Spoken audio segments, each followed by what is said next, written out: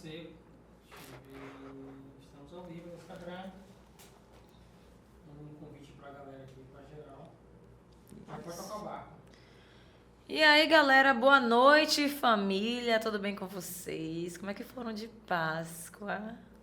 Bom, como prometemos, hoje trouxemos a doutora Juscelia para estar falando um pouquinho para a gente sobre a questão de direito previdenciário, alguns assuntos atuais e também, como é de praxe, eu vou deixar que ela se apresente para a gente. Pode se Olá, apresentar. boa noite. Boa. Primeiro, eu gostaria de agradecer o convite. Eu sou Juscelia Batista, costumo me denominar como filha da roça, porque eu nasci no povoado Encantado, aqui pertinho, sempre morei na roça, Encantado. e eu faço questão de ressaltar isso onde quer que eu vá. Sou advogada, atuo no meio social, como conversamos aqui anteriormente, eu sou apaixonada pelo meio social e também hoje faço parte da Comissão do Direito da Mulher aqui de Alagoinhas, Bahia. Que interessante, gente. Vocês conhecem o povoado Encantado, sabe como é difícil na zona rural. Eu dei uma passada também no... Já falar Reino Encantado, gente. É povoado Encantado. No povoado Encantado. Foi onde também teve aquelas chuvas, não foi? Sim, sim. Que alagou. Juscelia conta... É Jocélia ou Juscelia? Juscelia, né? Na verdade é Jusélia, né? Mas aí Jusélia, eu falo Juscelia tá porque vendo? Tem que melhor. acertar o nome. Jusélia. Conta um pouquinho pra gente, né? Como você veio de zona rural, a dificuldade que você encontrou, né? Porque morar em zona rural, querer formar em direito, né? Às vezes parece algo tão... Uma realidade tão distante para quem mora na zona rural ou tão para quem mora em questões em zonas periféricas. Como é que foi essa experiência para você? Foi muito difícil. Quando eu vim da zona rural, lá no Encantado, apesar de ser perto, a dificuldade era imensa, principalmente anteriormente. Hoje a gente já tem um mundo melhor. Hoje a zona rural ela já está com mais informações, a Tem ônibus internet já levando. chegou, tem ônibus, tem água, tem luz elétrica. Eu sou da época, tá, que não tinha internet, não tinha água, não tinha luz, era tudo muito difícil. Eu vim para cá com 17 anos de idade. Aqui eu comecei a trabalhar em casa de família. Eu fui babá, aí eu não me identifiquei, não, nada contra, pelo contrário. Sim. Mas eu não me identifiquei porque eu tinha que dormir em um quartinho que era fora, eu era muito medrosa, tinha muito medo de dormir no escuro. Eu disse, não, senhor, eu não posso ficar. E fui trabalhar na feira, trabalhava na feira vendendo roupa, amo vender, eu sou apaixonada por vendas, eu acho que vendas está em tudo, mas as dificuldades foram muitas, desde o preconceito, na sua fala, até as suas próprias amigas ou colegas que moram na cidade falam, fale direito, você não sabe falar. Então, foram inúmeras dificuldades para chegar até aqui. No caso, eles pegavam no pé do seu sotaque. Na verdade, quando eu vim, eu era muito nova, eu tinha Sim. 17 anos de idade, conforme eu falei. Então, de fato, tinha coisas que a gente ainda estava aprendendo. Sim, sim. Né? Hoje, como eu falei, é tudo diferente. A informação chegou, a educação chegou, mas antes era muito difícil. A gente estudava eu estudava no Riacho da Guia. Então, eu tinha muitas vezes que subir, eu falo subir porque lá, quem conhece o Encantado, é uma ladeira. Eu tinha que literalmente subir aquela ladeira para pegar um ônibus para ir para o Riacho. Depois começou a ter transporte para levar a gente. Então, era tudo mais difícil. Infelizmente, a educação ela demorou um pouquinho para chegar efetivamente até nós. Entendi. Aproxima só um pouco mais do seu microfone. Isso. E como é que foi a questão da sua preparação básica, né, até a questão da faculdade? Você sempre estudou em escola pública, mesclou, já começou toda a vida em escola particular? Você teve uma preparação escolar? Não, eu sempre estudei em escola pública. Eu comecei lá na minha própria comunidade, que é a escola Nossa Senhora das Graças. Depois fui estudar no Riacho, estudei lá no Dr. Jairo Aze, que também existe o colégio ainda, funciona. Sim. E aqui estudei segundo e terceiro ano, que na minha época era segundo e terceiro ano, hoje eu não sei mais, no Modelo. E eu tinha um sonho de estudar e de me formar, mas como? Como que eu iria fazer aquilo? Era impossível para mim. Uma pessoa que trabalhava na feira, eu lembro que eu ganhava R$30 por semana. Imagine. Eu morava de favor na casa de alguém que me acolheu. Sim. Então, era muito difícil, mas eu nunca desisti. Porque eu sabia que a única coisa que iria transformar a minha vida e me trazer até aqui, por exemplo, a gente conversar, para incentivar outras pessoas, outras mulheres, era justamente algo que eu defendo com afinco, que chama-se educação. E eu corri atrás, eu lutei. E na faculdade de Direito, já no 4º semestre de Direito, porque eu amava psicologia. Sim. E eu queria ou ser psicóloga ou ser advogada. Só que eu imaginava que tinha prova da OAB. Meu Deus, como é que eu vou passar na prova da OAB? Então, eu tinha muito medo. E eu achava que era um sonho muito distante, porque, na época, medicina e direito, filho de pobre não podia fazer. Pô, Né? tem como. E aí eu falei, o que vier eu faço. Quando eu fui fazer a minha matrícula, uma moça, eu tenho a minha fé, eu sou muito religiosa, e uma moça falou comigo, faça direito. Faça direito. E aí eu falei, Senhor, será que é o Senhor falando comigo? E aí eu fiz. Fiz o vestibular, que na época tinha vestibular Olha, para ela recebeu direito. revelação, viu? Vai fazer revelação diretamente dos céus para fazer direito. Não é para fazer esquerda, não. Faça direito, minha filha. Faça direito. Exatamente. E eu fui estudando mais ainda com a psicologia no meu coração. No 4º semestre, eu me apaixonei pelo direito. Aí eu falei, Senhor, vidas que eu voltasse, eu faria direito novamente. Eu comecei depois a estudar para concurso, que o meu sonho era ser delegada. Eu vou ser delegada. Só que a advocacia... E hoje não tem mais Não. essa vontade, não? Não tenho mais vontade nem de prestar concurso público. O sonho, quando eu comecei a advogar, eu fui me apaixonando pela advocacia. É desafiador? É complicado? Demais.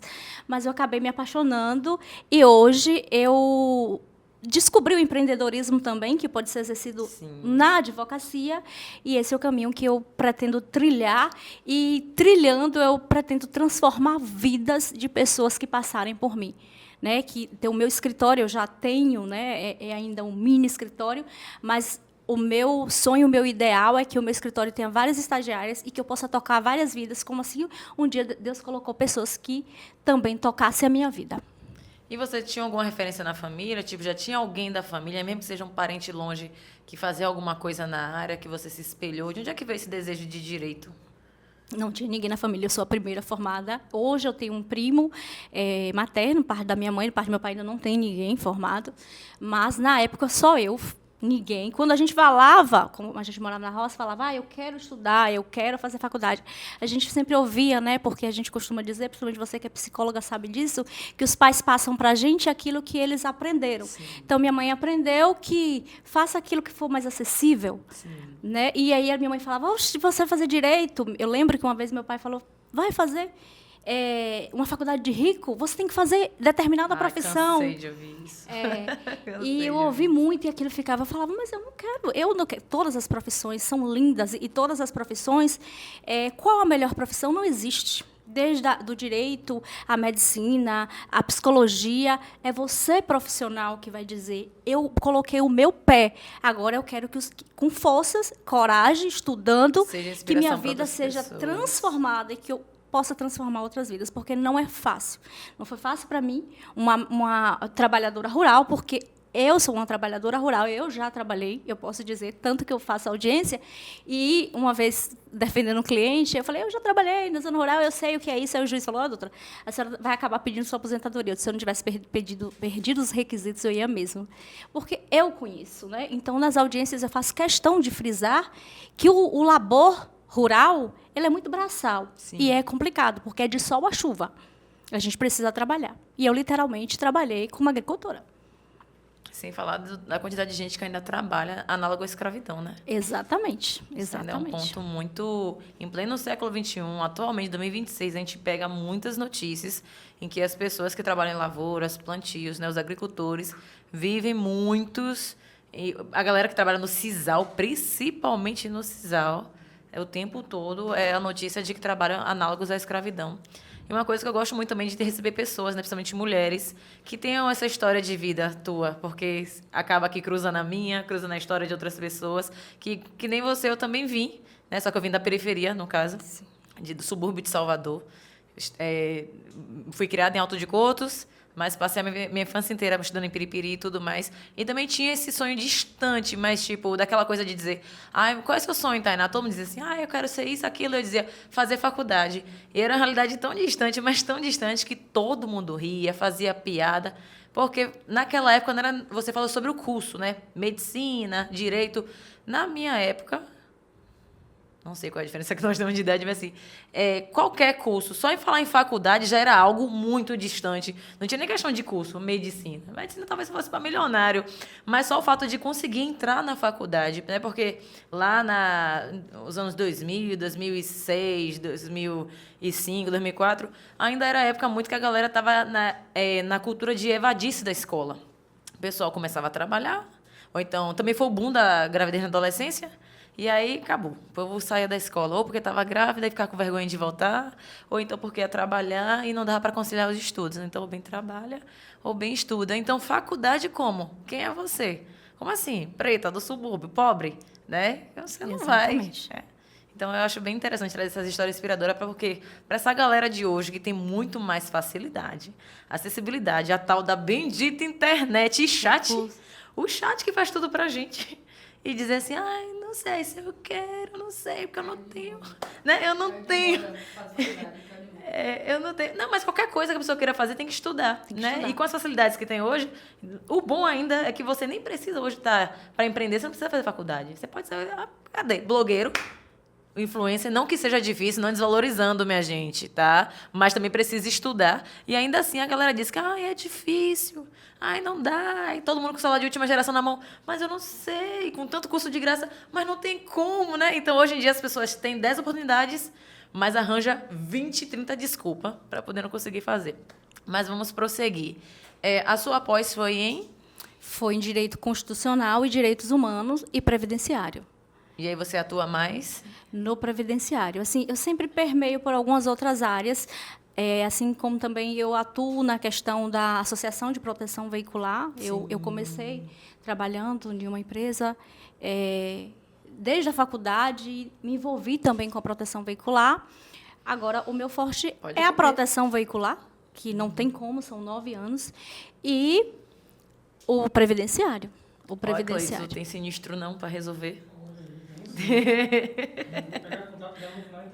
Muito bem. Pode tomar um cafezinho e comer, viu? A gente espera, porque aqui é leve e descontraído. Gente, lembrando que tem sorteio no feed, viu? Vão lá conferir as regras, tá? Para não esquecer. E os brindes são... Eu tenho certeza que vocês... Oh, meu Deus do céu. Que a gente não pode contar, né, Cleison? A gente não pode contar, mas se vocês soubessem o que tem, até eu... Queria poder participar, mas eu não posso, porque eu sou do programa. Mas acredita, eu queria. Os brindes são muito maravilhosos. Meu Deus, como eu queria participar. Mas não se esqueçam, não. Fala um pouquinho pra gente, o que é o direito previdenciário, o INSS, como é que funciona na prática isso? O direito previdenciário é você tocar vidas, é você transformar vidas. Ontem mesmo eu estava em um curso em que o professor falou que todas as vezes que um advogado ele vai fazer uma defesa, né, ele é juiz, um juiz muito conhecido, por sinal, da área do direito previdenciário, todas as vezes que um advogado ele vai preparar uma petição, principalmente no rural, porque o curso era sobre o rural, você vai transformar uma vida. Porque, para alguns, é um salário mínimo, que hoje está no valor de R$ 1.621. Mas, para alguém que trabalhou na roça a vida inteira e que esperou esse momento chegar, é uma transformação de vida. É como eu sempre digo, é dignidade, você leva dignidade. Então, é muito satisfatório você trabalhar com direito previdenciário, porque é você mudar a realidade do outro, é você tocar na realidade do outro. E eu conheço de perto essa realidade. Então, mandando aqui a live para todo mundo. Manda aí também. Conta pra gente um caso difícil. Assim, eu sei que todos os casos são difíceis, né? Mas, assim, aquele que deixou você de cabelo em pé. E fala assim, meu Deus, como é que... Na verdade, talvez não me deixou de cabelo em pé, mas me deixou tocada. E foi recente, tá? Foi recente, tem uns 3 meses. É uma segurada, ela tem hoje seus 63 anos de idade, e a mulher trabalhadora rural, ela adquire o direito à aposentadoria no quesito idade com 55 anos de idade. Ela tinha 63 anos de idade. Eu não lembro o ano, mas ela já tinha solicitado a aposentadoria. Ela perdeu logo no primeiro grau. Sim. E o patrono da causa disse que havia recorrido. Isso já tinha muitos anos. E ela falou, minha filha, eu não vou receber mais, porque já tem muitos anos, e esse juiz não julga. Quando a gente foi analisar, na verdade, já tinha julgado, o processo já tinha transitado em julgado, e ela novamente tinha perdido. E ela tinha 63 anos de idade. Tinha? Não, tem. E aí ela me falou o seguinte, eu não vou mais me aposentar. Eu vou passar a documentação, eu olhei toda a documentação dela, separei documentos, porque no direito previdenciário rural, a questão é documental. Além da prova, você tem que ter documentos. E o trabalhador rural, ele não tem essa documentação. Por quê? Porque falta informação. Eles acham trabalho achando que completou 55 anos de idade para a mulher, adquiriu a aposentadoria. O homem com 60, mas a realidade não é essa. Então, quando eu fui olhar, eu falei, com esse documento que a senhora apresentou, de fato, aqui a gente não consegue, porque aqui não comprova seu labor rural. E eu a conheço, eu sei que ela nasceu na roça, foi criada na roça, e aí nós juntamos, eu juntei toda a documentação, pedi a ela, peça a sua mãe, a sua avó, não sei quem, juntamos tudo, e no administrativo, no próprio administrativo, que eu achei que não, que fosse judicializar, que iria demorar, mas no administrativo essa decisão foi favorável. Então, eu fiquei muito feliz. Eu a visitei domingo passado, e ela disse, minha filha, eu já havia perdido a esperança. E agora ela está construindo a casa dela, ela está ampliando a casa dela, porque só era um quartinho e uma sala, agora ela está ampliando. Então, isso me tocou muito, porque há anos ela já deveria estar com o direito dela garantido. E por uma questão de falta de informação, ela passou anos para poder adquirir, com 63 anos de idade, quando, desde os 55 anos, o Estado já deveria ter efetivado esse direito. E já teve algum caso inusitado? Algum caso cômico ou estranho?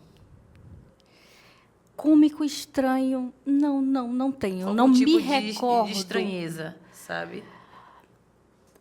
Não, tem algumas coisas que algumas informações que a gente tem que averiguar direitinho, antes da gente peticionar, antes da gente dizer, de fato, aquele direito. Às vezes a gente precisa dar uma investigadinha um pouquinho mais, mas nada assim que foge muito do controle, não.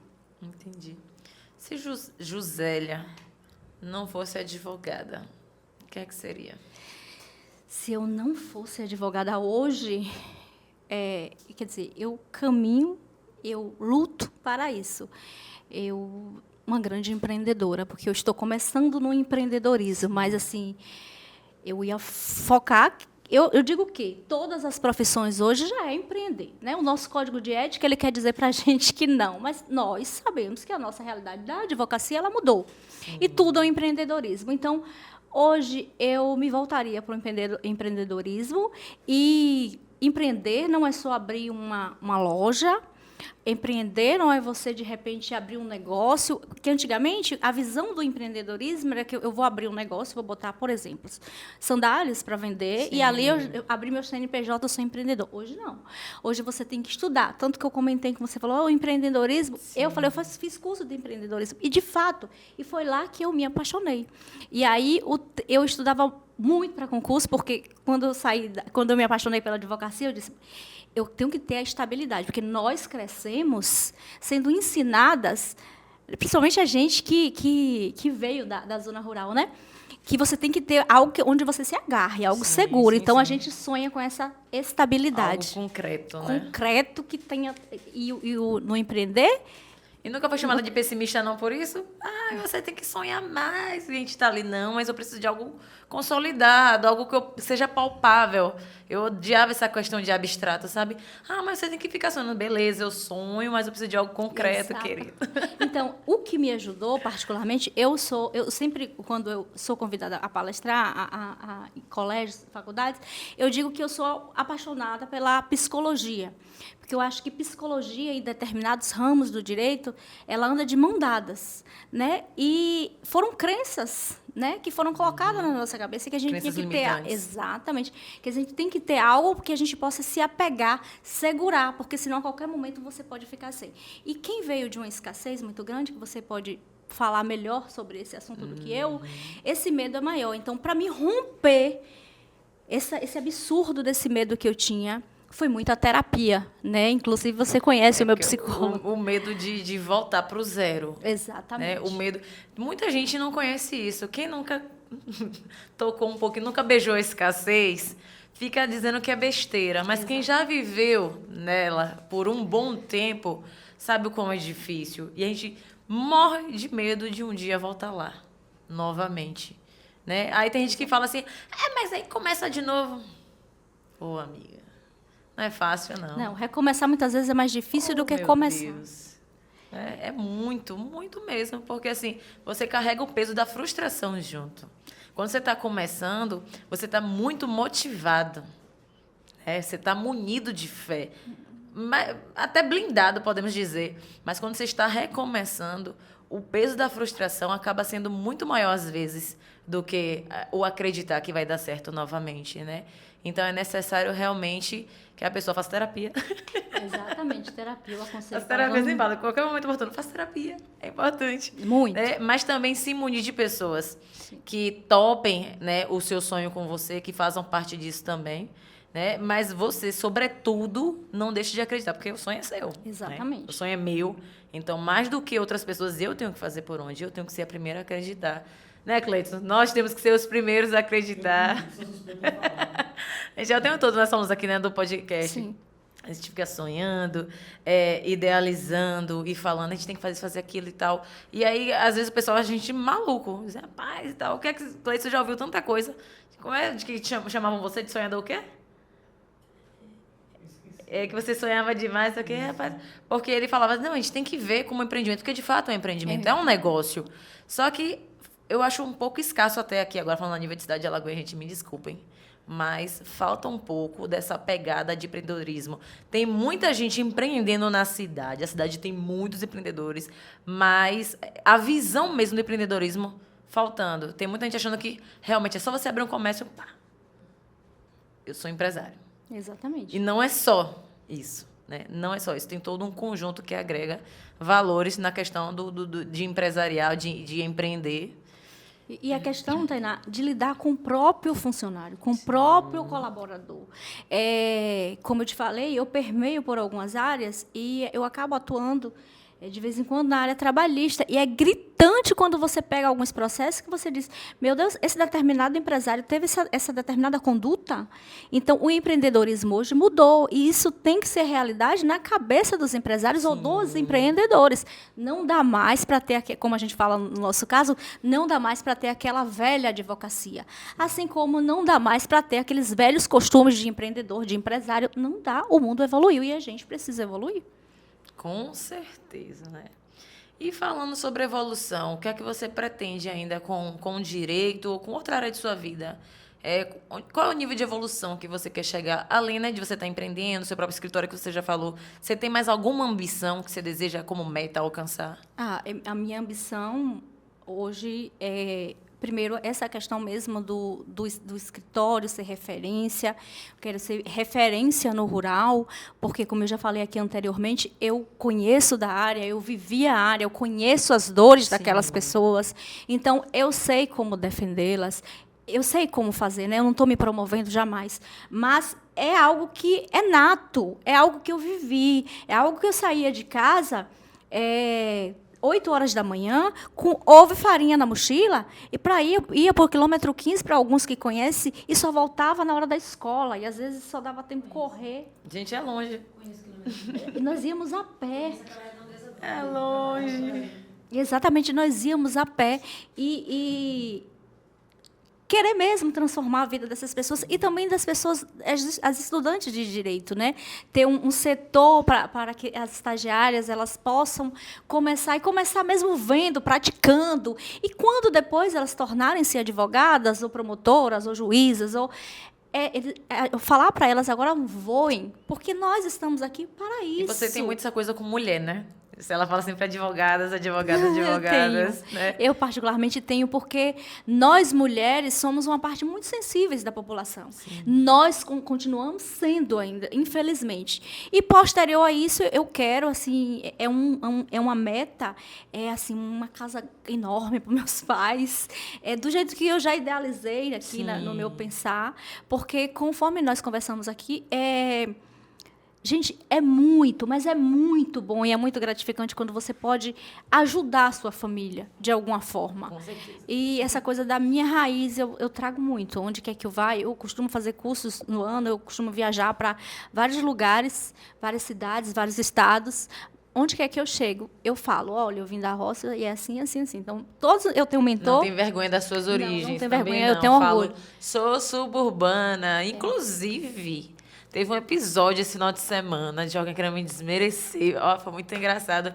O cara olhou assim pra mim e falou assim, vocês do interior tudo tem uma história. Eu falei, amigo, você é de onde? Ele é do Imbuí, Salvador. Eu disse, prazer, sou de Alto de Coutos, Piripiri, viu? Cuidado com suas falas. E não é que do interior é cheio de história, não, porque lá também no Imbuí, onde for, qualquer lugar, todo mundo tem a sua história, né? Então, assim, só porque você não entende, às vezes, o dialeto, não quer dizer que é cheio de história. Porque, de repente, lá você fala uma gíria diferente. Né? Mas vem aquele olhar de desaprovação, de segregação, de querer achar que o outro não tem cultura, sabe? E aí você observa, respira, porque a Tainá Diantes não faria isso, e aí só fui educada mesmo. E deixei E pra lá. é o melhor hoje que a gente é o melhor que a gente pode fazer. Né? Exatamente. Importante. E ainda ouvi essa fala de porque hoje em dia não pode dar um beijo na mão da mulher, que é assédio. Aí eu falei, custa pedir? Ele não teve palavras para me responder. Ele ficou assim e não me respondeu. Eu falei, mas custa pedir? Mas você vê que as desculpas só são ditas pelos babacas. Exatamente. Eles não têm o que questionar, só mudar o comportamento. Exatamente. Exatamente, né? E aí a gente está falando sobre esse âmbito de mulheres. Como é que você vê essa questão da onda crescente, né? De feminicídio, dos casos de denúncia? Porque, assim, uma coisa que me chama a atenção é que parece que um feminicídio é gatilho para vários. Porque mal um foi noticiado, já tem mais 10 não sei onde. Quando aconteceu, por exemplo, aquela de Tainá, né? A menina que foi arrastada no carro, logo já foi seguindo outros e foram seguidos de atrocidades assim, que quando a gente pensa que o de Tainá superou todo Maldade, feminicídio crueldade. hediondo, né? Extrapolou a crueldade, vinha outro e ainda conseguia se superar mais ainda no requinte de crueldade. Então, assim, qual o seu parecer, até mesmo como mulher, né, sobre isso? Eu costumo dizer, inclusive, a Comissão do Direito da Mulher fez uma palestra, eu estava presente semana passada, e essa pergunta também foi feita. Antes da Lei Maria da Penha, lá de 2000, foi em 2006, já existia a violência, só que faltava a informação. Já existiam casos, mas esses casos não chegavam até a população. E hoje, esses casos eles são levados para a sociedade, e por isso parece que a violência cresceu. Está sendo filmado. Está sendo filmado, está sendo mostrado, está tentando ser combatido, porque nós não podemos negar que, apesar de toda a fragilidade da lei ainda, infelizmente, nós, como mulheres, pensamos, meu Deus, até quando, né?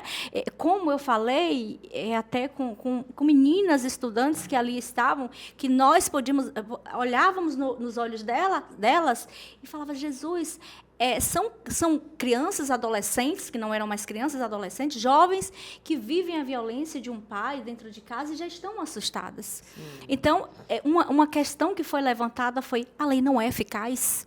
E, gente, a lei, ela precisa ser mais eficaz. Com certeza precisa. Porque os números mostram, né?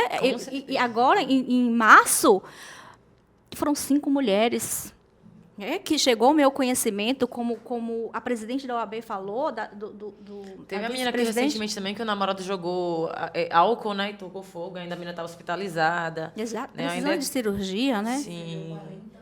Isso. Essa, felizmente, sobreviveu. Exatamente, mas muitas não sobrevivem para contar, para falar. A lei, ela está aí.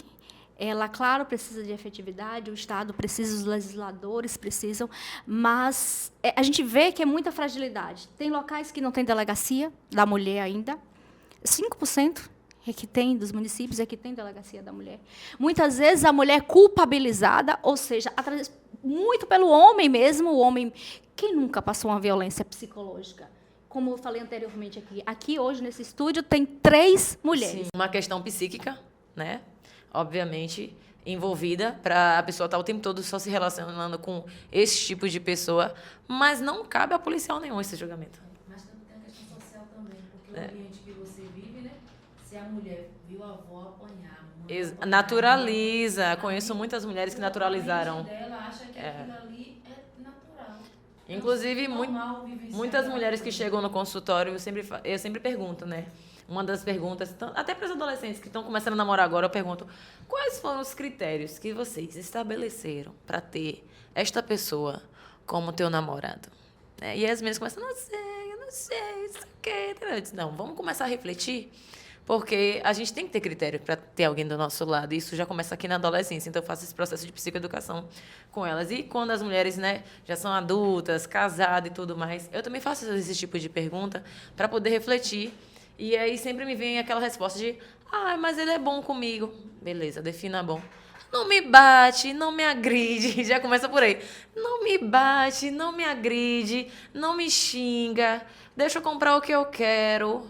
É como se fosse o ápice da alegria, do amor eterno, o cara não bater nela, que é o mínimo, né? É o mínimo do respeito. Eu costumo dizer, Tainá, que eu lembro que eu tive uma conversa com um amigo meu, e ele chegou para mim e falou, ele contou um caso de uma mulher que era vizinha, e o julgamento o tempo todo, é uma pessoa maravilhosa, uma pessoa consciente, que depois disso ele teve uma mudança de mentalidade. Ju, mas já é a terceira vez que ela apanha. Gosta de apanhar. Eu disse: meu amigo, por trás de um tapa veio uma violência psicológica e veio algo chamado dependência emocional. Nós, mulheres, somos, na maioria das vezes, dependentes emocionais se a gente não souber conduzir o nosso processo. Sim. Isso não é culpa da mulher, não. Muitas vezes já vem de uma história de vida de uma mãe que foi dependente, de uma avó que foi dependente. De uma normalização, de uma naturalização normalização, do comportamento. de um excesso, de um machismo que ainda reina no nosso sistema, infelizmente. Então, o que eu quero dizer para as mulheres? Mulher, você nunca é culpada. Você não é culpada. Você é vítima. Cerque-se de rede de apoio. Busque apoio. Denuncie. Que por mais que a gente ache que mas a lei ela não é válida, a lei não é eficaz, mas sem ela nós estaríamos, com certeza, ainda pior. Precisamos lutar? Precisamos e muito lutar por uma efetividade maior do Estado, cobrar dos nossos legisladores que façam leis eficazes, que mude essa realidade que nós estamos vivendo. Mas denuncie, converse, fale com uma amiga. Hoje tem gestos que você pode denunciar, que você está sofrendo violência. Se ajude, busque um psicólogo se assim você puder, porque a culpa nunca foi sua. Temos o CRAM, né, que é o Centro de Referência de Apoio à Mulher. Justamente, o foco é principalmente esse das mulheres que são vítimas de violência doméstica. É importante ressaltar, e o CRAM está disponível para vocês também. Josélia, tem pergunta? Deixa eu dar uma olhada se tem uma pergunta na live. Gente, vocês podem perguntar, viu? Tem uma galera boa aqui na live. Vocês podem estar perguntando, fazendo pergunta para a Josélia. Para quem está querendo se aposentar na zona rural e ainda não conseguiu, que documentação tem que juntar? Faz o quê? Fala como? Faz como? Olha, primeiro é necessário verificar o quesito idade, como eu já falei aqui anteriormente, e o tempo de contribuição. Mulher, 55 anos de idade, homem, 60 anos de idade. E, além da idade, tem que ter o tempo de contribuição, que é 15 anos de contribuição. Completei minha idade de 55 anos, completei minha idade de 60 anos, eu vou juntar minha documentação. Como eu costumo dizer lá no meu Instagram, quem me acompanha sabe, eu costumo dizer que essa documentação já era para estar sendo juntada. Eu sempre digo, faça um classificador, coloque sua notinha da sua enxada lá, que ela vai servir para você no futuro. Mas isso não acontece porque falta informação. A zona rural ainda é muito carente de algumas informações, principalmente aquelas pessoas que já têm uma idade de 55 anos. Então, a galera tem que estar juntando todo o material de notas que consolidam nos instrumentos deles de trabalho. Exatamente. Notas, e não só notas, né? Quando o pai vai registrar uma criança, na hora do registro, por exemplo, é só um exemplo que eu posso te dar, pergunta: qual a sua profissão? Ele vai dizer lavrador. Qual a profissão da sua esposa? Lavradora. Isso fica lá guardadinho no banco de dados. Então, quando a pessoa completa essa idade, o advogado, se assim ele for constituído, sim, ele vai dizer: olha, volta lá, pede o inteiro teor do documento do seu filho, porque com certeza lá vai estar constando a sua profissão. Tem também a certidão eleitoral, que consta, a certidão de casamento, também serve como meio de prova, as próprias notas fiscais, os documentos das bases governamentais, que antes era a DAP, hoje é a CAF. Então, são documentos relevantes e importantes para que o segurado rural ele possa juntar e, assim, efetivar um direito que, como eu falo sempre, a sua tão sonhada aposentadoria. Porque, de fato, é um sonho. Quando você vê o brilho no olho do aposentado, eu chego a me arrepiar, e você pode comprovar isso. Não tem dinheiro que pague, né? Claro que a gente quer a nossa recompensa também, mas a alegria do segurado é o que faz a gente levantar e dizer: eu quero mais isso, eu quero mais disso na minha vida. E é muito bom ver que você realmente se identifica com o que você faz. Chega, você se emociona, porque é importante a gente fazer, obviamente, o que dá uma boa rentabilidade, mas fazer o que a gente gosta, nada paga, né? De fato, não tem preço. E por falar em nada tem preço, nada paga, a gente tem que lembrar dos nossos patrocinadores, né? Um beijo e agradecimento para a MR Treinamentos, que está aqui com a gente, que não solta a nossa mão por nada. Um alô para 104.9 Iambupe FM, a rádio estourada de Iambupe, viu, gente? Sintonize e fique a par de tudo que acontece em Iambupe e região. Temos também Diamonds, fotos e vídeos e tudo que você quiser. Você quer registrar seu casamento, seu chá de fraldas, o seu evento, o que você quiser. A Diamond vai lá e faz o seu vídeo acontecer, faz a sua festa, o seu evento. Temos também Noark Arquitetura, tudo em imóveis planejados, viu, minha gente? Estou esquecendo de mais alguém? Ao Engenharia, Ian Agropet. E por falar em patrocínio também, vocês não podem esquecer que está rolando sorteio lá no feed e vocês têm que seguir, vocês precisam seguir as regras. E, sobretudo, parte crucial das regras é seguir os perfis, gente. O De Crochê, a Diamonds, CEPAC Cursos, Oswaldo Tatu. Tá lá tudo certinho para vocês seguir. Vocês precisam seguir muito, marcar. Tem que mencionar um amigo, uma amiguinha lá também, porque são 2 ganhadores, Cleiton? São 2 ganhadores. E eu tenho certeza. Quem é marcado ganha. Exatamente. Então, assim, ó, se eu marquei minha amiga e eu ganhei, vai ganhar eu e minha amiga, gente. Olha que presentão maravilhoso. Espero, conto com vocês, viu? Vão lá marcar, porque se eu pudesse, eu tava lá também. Josélia, muito obrigada de verdade, viu? Foi um prazer recebê-la aqui, gente. E é isso, esse foi mais um episódio do Entre Xícaras e Ideias. Boa semana, meu povo.